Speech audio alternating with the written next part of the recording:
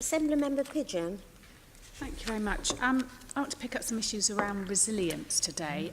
Recommendation 47 in the Lord Harris review stated that the emergency medical response pilot between fire brigade and ambulance service, which is in a number of boroughs, should be expanded to all London boroughs as quickly as training resources allow. Yep. But in the Mayor's 1 year on response to that report, it says the process has been delayed by a national failure in negotiations with firefighters' pay. Can you provide an update on the scheme and when we can expect to see it rolled out across the capital? Yes, sadly, this is one of the things that is currently being stalled by the national pay negotiations. There is ongoing negotiations to talk about broadening the role of the firefighter, which is work that the employers and employees side are working on closely together. Some of those issues also sadly rest around funding.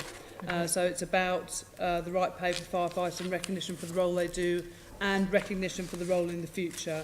And unfortunately the corresponding pilot has concluded as a result of that, and it is something that we are very keen to bring back to the table and start again, because we saw the positive benefits for it in the London boroughs that we had. I think 78 spontaneous return to circulation events where we were directly involved in people being brought back to return and circulation across the 4 boroughs in our pilot time. It demonstrates the value of that scheme and the further work that we could do. Unfortunately, I can't see the light at the end of the tunnel yet.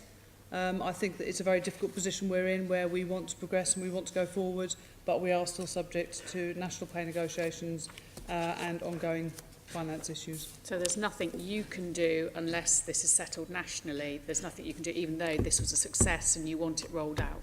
Sadly not at the moment. That's a shame. Okay. Can I pick up on the other recommendations? In the Mayor's response, the Lord Harris review stated that recommendation 49 has been resolved. So what I want to know is, does that mean all frontline fire brigade personnel are now immediate emergency care trained?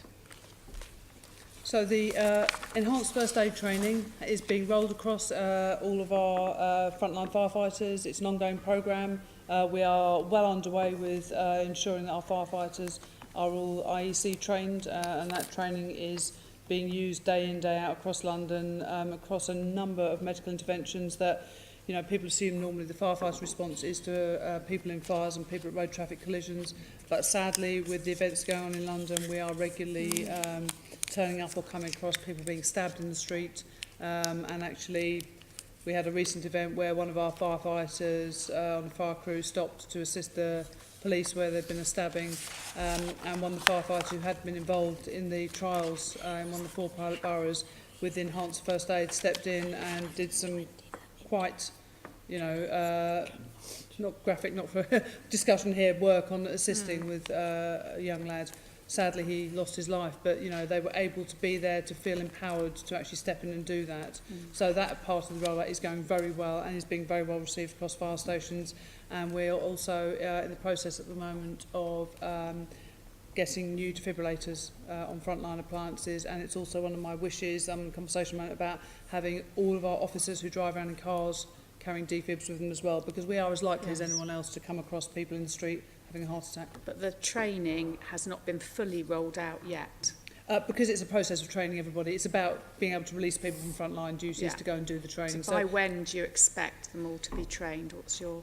Within 6 months. Within 6 months, okay. Just the Mayor's report said resolved, so I assumed everyone had been... It's resolved in that we are doing the training, but it's just the process of actually delivering the training. Okay, and then in the London Safety Plan, you state that modelling work had identified some fire stations that are in unsuitable locations. And I know you've done some co-location with the ambulance service in Barnet and Stratford and the Met Police, some work at the Holloway station. So what progress are you making with the Blue Light Estates collaboration to really try to maximise the resources of all the blue light services? So that's an ongoing piece of work, and what we look at is wherever we look at redeveloping any of our sites, we have conversations with blue light partners. But in the meantime, we are finding we are bearing fruits from smaller scale projects like the ones you've talked about, with the LS being at Stratford with us, where we have space in our estates where we're able to share that.